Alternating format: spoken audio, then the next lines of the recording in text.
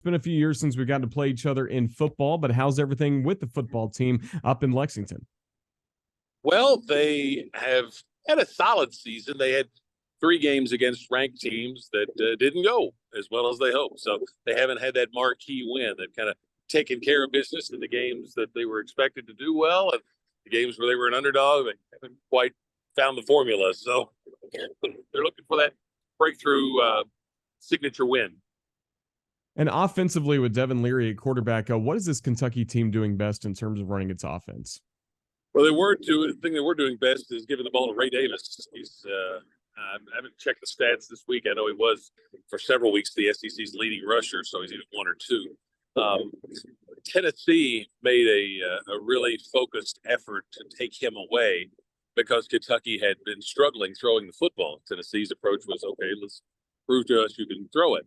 Well, that was coming off an open date, and Kentucky threw it better than they've thrown it all season, and so that gave them a chance against the Vols, and they continued to throw it well down at Mississippi State. So it looks like they've got the passing game issues handled now, and they can be more balanced. So the inability to count on the passing game was really limiting them at times, and they were basically just living on some big plays. But now they seem to be more balanced and just still a little inconsistent offensively. What has Ray Davis done best, and is it really the offensive line helping create a lot of the opportunities he's had? Well, yeah, it certainly is that. They played much better up front than they did a year ago.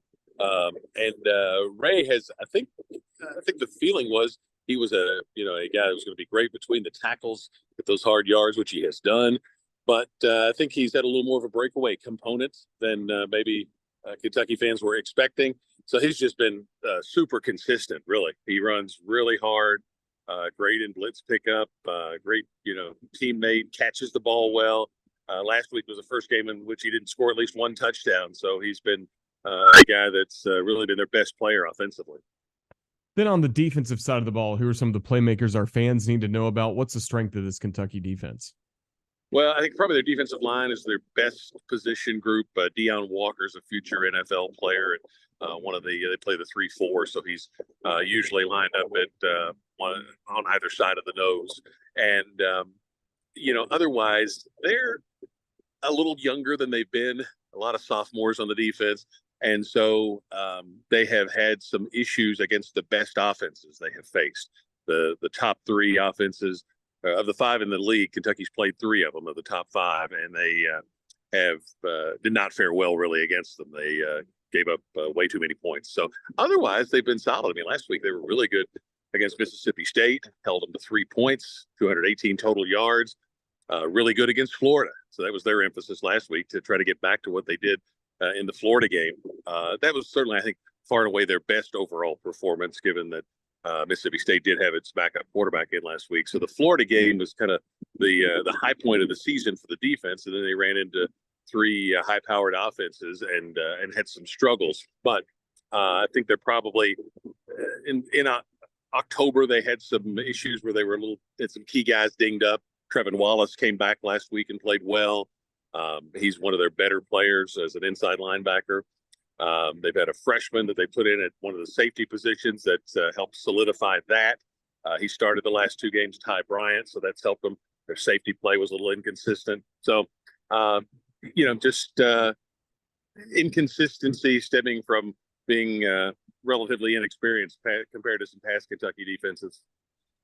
Well, for Alabama fans that are making the trip to Lexington, of course, it's been a few years for us to get there for football. What changes can you tell us about with Kroger Field coming in and some of the renovations, and how does Commonwealth Stadium look different than it did before? I think since the last time Bama was here, I don't think there's much that's significantly different. If folks have been looking at the weather up here, it'll change a good bit. It's about 80 today as we tape this on a Wednesday. But it's supposed to be mid-50s on Saturday, but sunny. So it'll just be kind of like what you would normally expect to get in November here in the Bluegrass. Well, we know it's also basketball season for Kentucky. What can you tell us about John Calipari's team? We know there's always excitement around Kentucky basketball. Yeah, there's a lot this year because he's got one of his best recruiting classes. And I think he's gotten back with this team in particular to that formula of having multiple freshmen that are first round draft pick possibilities, and they are playing really well. They're playing very fast, very unselfishly. They went up and played 4 games in Toronto this summer, got a little bit of a head start. So really, the guards are outstanding at this point. Anyway, they've got 3 big guys that are out for various reasons, and everybody's eager for at least one of those guys to get back to particularly help their defense. I think their offense is nobody's got any complaints there, but defensively they could use a little bit of rim protection. Well, we look forward to Alabama against Kentucky in basketball. But first things first, the football matchup coming up on Saturday. Tom Leach, just thank you for your time getting us ready for the Wildcats, and we look forward to seeing you. Thank you. Happy to help.